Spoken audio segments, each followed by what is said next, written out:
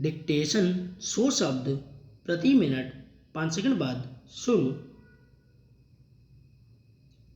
शुरू।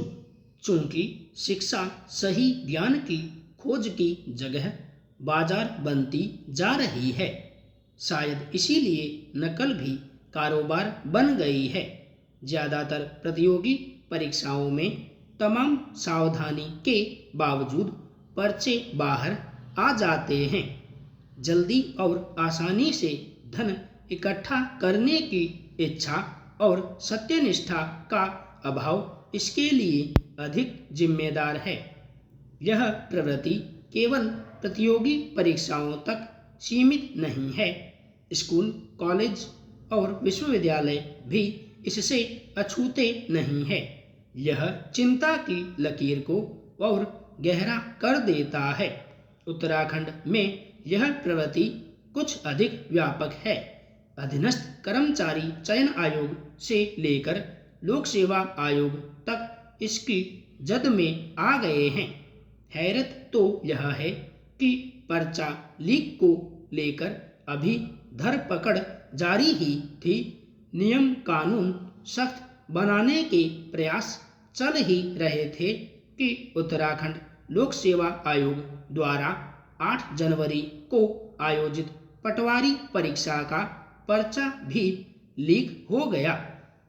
ऐसी घटनाओं ने प्रदेश को नए ढंग से सोचने पर विवश किया है और राज्य सरकार एड़ी चोटी का जोर लगाए हुए है कि निष्पक्ष परीक्षा के लिए क्या नियम और कानून हो। गौरतलब है कि फरवरी से बोर्ड की परीक्षाएं शुरू हो रही हैं। इसी सिलसिले में एक बार फिर प्रधानमंत्री ने विद्यार्थियों से मन की बात की। एक बच्चे ने उनसे सवाल किया कि क्या परीक्षा में नकल करनी चाहिए। कुछ लोग नकल से परीक्षा पास कर जाते हैं, इससे हम कैसे बचें? यह महत्वपूर्ण है कि बोर्ड परीक्षा में शामिल होने वाले विद्यार्थी नकल को लेकर प्रधानमंत्री से बेझिझक बात कर रहे हैं और शायद इस असमंजस में हैं कि बेहतर अंक पाने का यह कहीं अच्छा तरीका तो नहीं। इसमें कोई दो राय नहीं कि नकल या पर्चा लीक जैसी प्रवृत्तियां प्रतिभा को ही नष्ट कर देती हैं, मगर जिस प्रकार शिक्षा और परीक्षा के मुकाबले पूंजी खड़ी हो रही है, उसमें सिक्के की खनक को अगर महत्व मिलता रहा तो प्रतिभाशाली धोखे के शिकार हो जाएंगे। प्रधानमंत्री का जवाब बहुत सारगर्भित था। उन्होंने कहा कि जो मेहनती विद्यार्थी हैं, उसकी मेहनत उसकी जिंदगी में अवश्य रंग लाएगी। कोई नकल करके 2-4 अंक ज़्यादा ले जाएगा, मगर वह कभी आपकी जिंदगी में रुकावट नहीं बन पाएगा।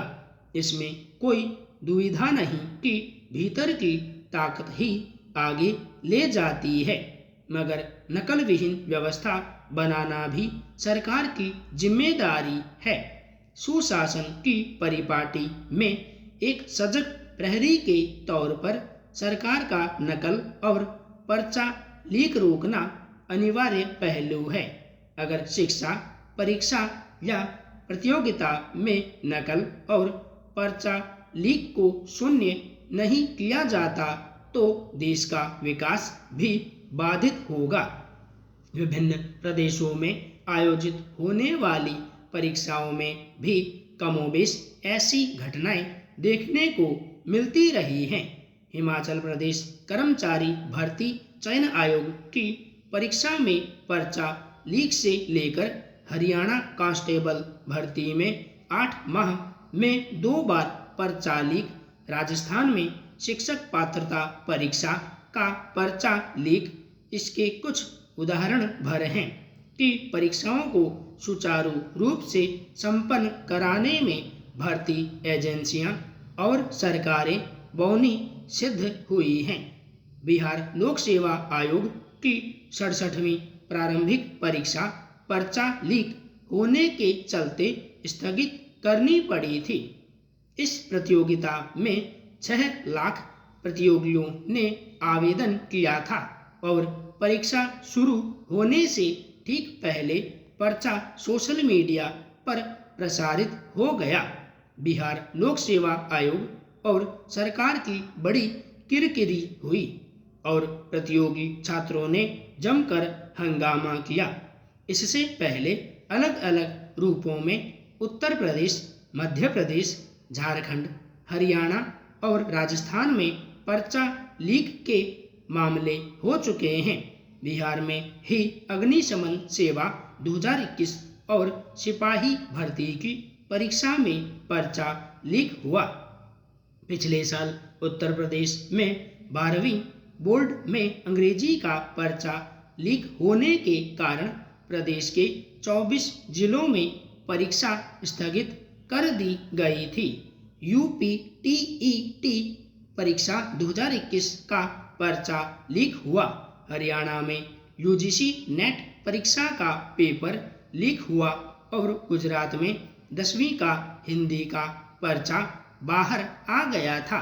उत्तराखंड में भर्ती परीक्षाओं की गड़बड़ी, मसलन स्नातक स्तरीय भर्ती, वन दरोगा भर्ती, सचिवालय रक्षक भर्ती समेत कई प्रतियोगी परीक्षाओं में जो गड़बड़ियां मिली उससे सरकार की काफ़ी किरकिरी हुई है।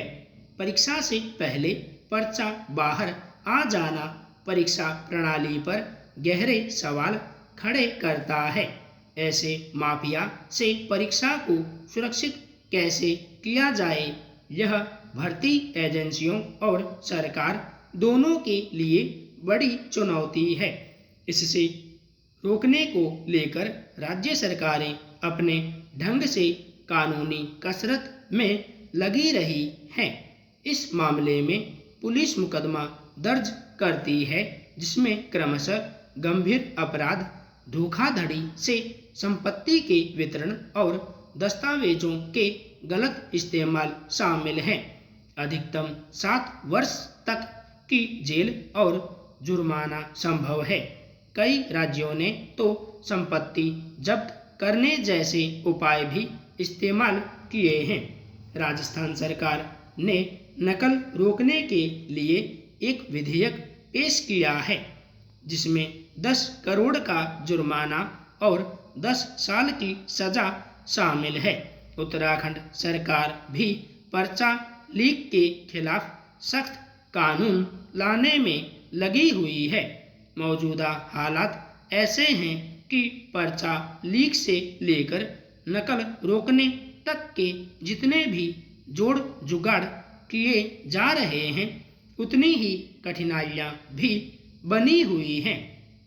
भारत का शायद ही कोई कोना खाली हो जहां नकल या पर्चा लीक की गुंजाइश न हो।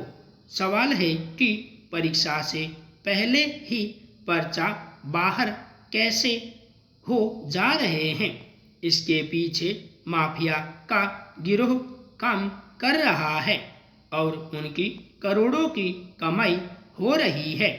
छोटी छोटी प्रतियोगी परीक्षाओं का पर्चा 10 से 20 लाख तक बिकना यह साबित करता है कि पर्चा लीक माफिया की साठगांठ आर्थिक तौर पर कितनी सशक्त है। एक ओर बढ़ती बेरोजगारी तो दूसरी ओर खाली पद भरने की विज्ञप्तियों का बरसों बरस इंतजार के बाद निकलना युवाओं की उम्मीदों पर पानी फेर रहा है, तो दूसरी ओर पर्चा लीक उन्हें विफलता की पंक्ति में खड़े होने के लिए मजबूर कर रहा है। इसलिए इस पर चिंतन आवश्यक है कि पर्चा बाहर करने वाले यह बल कहां से प्राप्त कर रहे हैं। उत्तराखंड लोक सेवा आयोग में तो अंदर के ही कर्मचारी ने यह कृत्य किया। इस बात से इनकार नहीं किया जा सकता कि भर्ती संस्थानों में काम कर रहे कर्मचारियों की मिलीभगत माफिया को ऐसा करने का मौका दे रही है। संपूर्ण विराम।